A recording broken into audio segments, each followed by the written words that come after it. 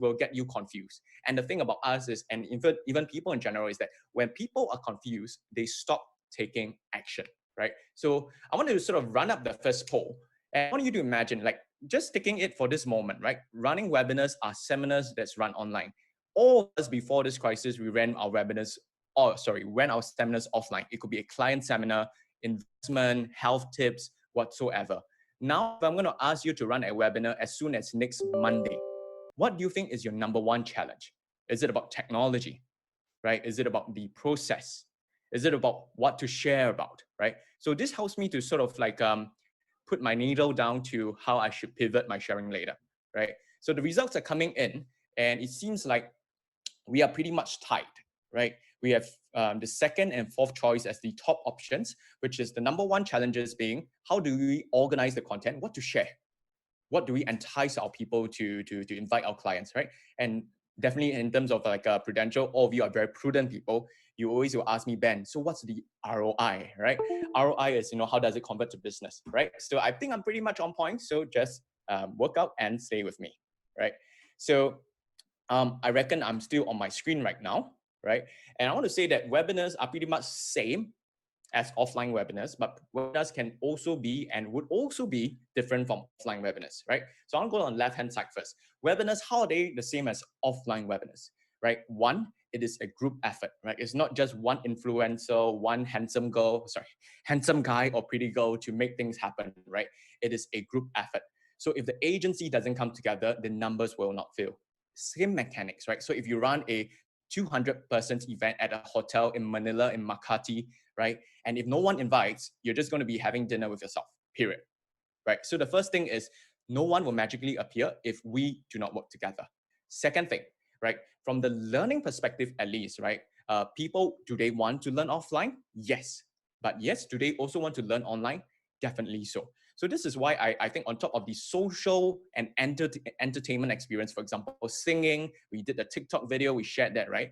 My next natural extension to you is now, how do we extend more learning opportunities to our clients? I'm going to showcase one opportunity, one example where one of my Indonesian students, he applied whatever I shared, ran an online webinar and had 40% turnout of clients. That was about close to 50 people turning up, right? And I want to ask you, how long does it take to engage 50 customers one-on-one, right? What this client or what this student did was that in just a 90 minutes webinar, he managed that, right?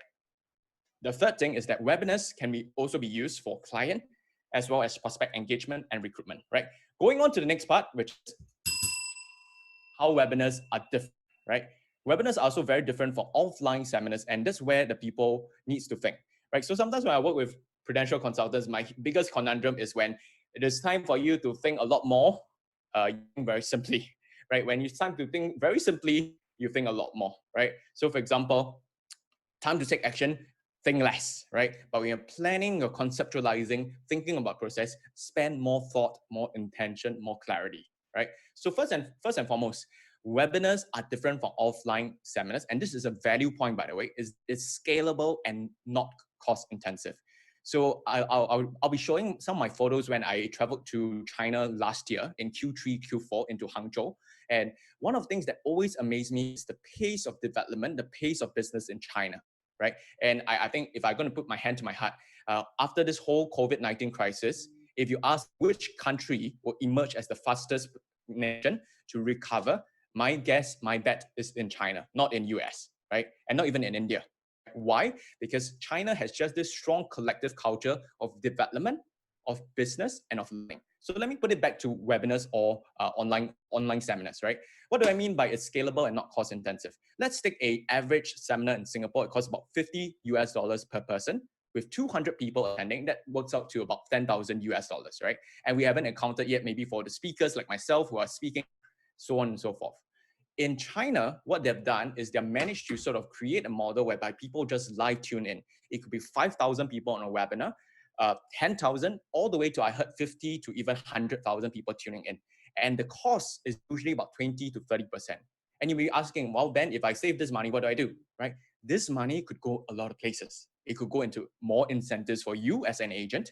It could go into, for example, better experiences. So what the China agents will do is that with their live devices, whether it's a mobile phone or a tablet or an iPhone or laptop, they will book, like, for example, very, very nice cafes, so they can have very, very intimate sessions with the clients, right? So you can start to think, instead of clumping 200 warm bodies into a hotel, which is what we used to do, but now we are forced to not be able to do, we are sort of like fast forwarding our development in time.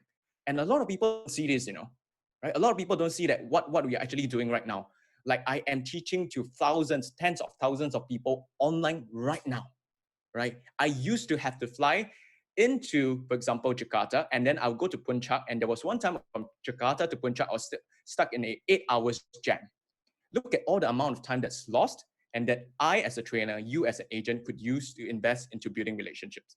The second thing, though, is that webinars are not the same as offline webinars, in that you need to run it tightly. So you notice I have a run sheet for my session, right? And you can't see it because, it's a virtual screen. On my clipboard, it is a run sheet, and I keep time to the T, right? Because on online webinars, know that the person tuning in has 101 other distractions. You, when you're looking at me, you could be looking at your handphone, you'll be looking at Netflix. Hopefully not. Please turn that off, right? You could be doing 1,000,001 things, right? But the thing is, webinars means that people are succumbing, or potentially can succumb to, a lot of distractions, right? They could be watching how to brew dalgona coffee. Offline webinars, the pros is that people are there, they're stuck, their butts are there. Yes, they had phones, but if you look at them, maybe they feel shy, right?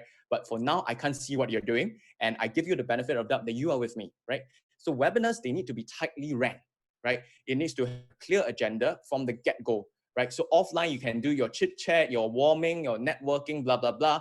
Scrap that, right? Online webinars, go to the point, teach them what they need to teach, tell them what they need to tell. And later in this webinar, I'm going to tell you 2 different types of webinars that you should be running.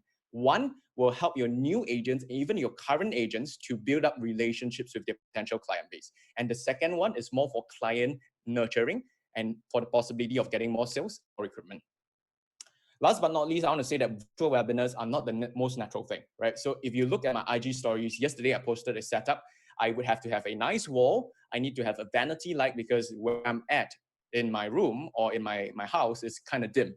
I even have a Rode mic, which is a USB mic, and that's not even the best setup, right? So if you want to have a proper setup to deliver this content, you need to have the technicalities. You need to be able to engage. And a lot of my trainers in my industries are suffering right now. And I'll tell you that as a totality, as a reality. I've seen trainers who say they have zero income for the next 3 to 6 months. Why? Because all of their clients canceled the events, and they're not comfortable speaking to a video camera, right? What used to be the case whereby raise up your hands, turn to the partner next to you and give a high five, a high 10. Doesn't happen, right? I'm just talking to myself in my living room right now, and I'm just hoping that this energy transmits and goes over to you. So I want to say that even running that whole session as a presenter is a learning point itself. So a lot of you like this GIF, and I pretty much like that. So Ben, are webinars the same as ATM then, right? And if you recall this was the GIF that I sent. And I was saying that, hey, it's the same, but it's also not entirely the same, right? It's the same, but not entirely the same. So just give me a second, because you see, tech glitches happen. And what happened right now is that my lights turn off, and I'm going to turn on the light again. Right. So tech glitches do happen, so just stand by for that, right? So I want to say that there are a total of 4 different mechanics when it comes to running a webinar, and a good one at that, right? So number 1, right, we want to talk about technology and setup. So technology is the choice of webinars, the choice of software. How do you get people to register? How do you automate that? Because if you don't automate that, you can imagine if I, as an agent, I invite 10 friends, I have to do 10 times WhatsApp conversation. What's your name? What's your telephone number? What's your, whatever details you're trying to solicit, right? Second, what's the theme and topic selection? And how do you create and curate the design and the content? And what do I mean by that is topic selection is very, very, very important. You need to have the right topics to attract people to spend 90 minutes to 2 hours online. And later I'll tell you what's the sweet spot, right? Because one of the mistakes a lot of people go from offline to online, especially from the teaching angle, is that they don't manage time, right? I've seen a local training program used to run 4 hours, half-day program in person, physical, and they do the exact same thing without changing, right? You can imagine at 90 minutes mark, your mind is almost conked out, right? At 2 hours mark, you'll be thinking, I need a coffee, even though, you just had a coffee 1 hour ago, right? People just need the escape from the screen. So the offline mechanics is very, very different from the online mechanics. We talk about the actual experience itself. How do we deliver excellent virtual learning experience? How do we engage people just with a screen? And last but not least, conversions to business and follow-up, right? So today's webinar, I have limited time, and I want to share pretty much what I feel is the crux with a bit of focus on the conversion to business, right? So I'm going to put more focus into the theme and the topic selection, which I feel are the very, very essential topics to bear in mind, right? So one, a lot of people will say like, Ben, how should I start? My advice is always keep it simple, ... You fill in the last S, okay? Keep it simple. Right, so there are really two kinds of seminars, and later I'll show a graph and you can see it totally, right? First kind of seminars are client education seminars. And what are they? Client education are basically you invite your customers or potential prospects and say, hey, we are teaching something about critical illnesses, or we're teaching something about parents or parenthood. We're teaching about how parents can have resilience, how children can have resilience at home, blah, blah, blah, so on and so forth, right? So client education seminars, in fact, why seminars are important, and I want to say this, is that especially if you are new to the business, you have very small contact base, using seminars is a very, very innocuous, meaning to say it's very, very easy to invite people because you're not selling them yet. In fact, you're giving them value, right? So giving people value first, letting them build trust. Second, while you're conversing with them, you say, before the seminar, after the seminar, you have a lot more talking points. You could say, hey, like, what did you learn from that seminar? Right? Did that also influence how you think about your finances as a millennial, right? Notice all these conversations can happen because you have an opener, you have an opening, right? If you just go straight to say, hey, how are you planning your finances? Have you taken care of your kids? People naturally feel very defensive, right? So one way to let down the defenses is to have education opportunities, right? And of course, seminar type number 2, I'm going to talk more in detail, right? So there are really 4 ways I would say, you can design the topics and the theme. The first way are audience focus. Are you targeting mothers, fathers, parents, young graduates, millennials, certain type of occupational or vocational specifics like bankers, finance professionals, retirees, right? All these are what we call as being audience focused. You design your topic around who they are and what you think they will need, right? The second way is to look at seasonal or life stage focus, meaning to say like now is a hot season, COVID-19. Can you design something that is touching about COVID-19? Because usually anything that you touch in season is gold, right? Anything that you touch in season is gold, right? You do not need to spend a lot more time marketing. You don't need to persuade and convince people that this is important because we are all in this boat together, right? It could be a year start, year end, graduation season, tax filing season. Is it an early, mid, end career? Look at the life stage of your current client. Where are they at? What do they need to learn? What are their knowledge gaps? How does money come into play? And what are the problems that they have, right? So all these are very good considerations. The third thing is to look from their needs focus, right? So it's a bit number 1, but a deep dive of number 1, right? And you can look at it from Maslow hierarchy of needs. I know it's a big thing, but really, these are the usual niche that thrives on internet as far as information is concerned, right? People want to know how to be better health, better shape, how to do yoga. Sex and fertility, evergreen as well. People, when couples are now at home, there's this funny meme that say, other people will have a lot more divorce down the road or have more children in 9 months' time. Whichever the guess, whichever the take is up to you, right? We talk about wealth, money. We talk about careers and business.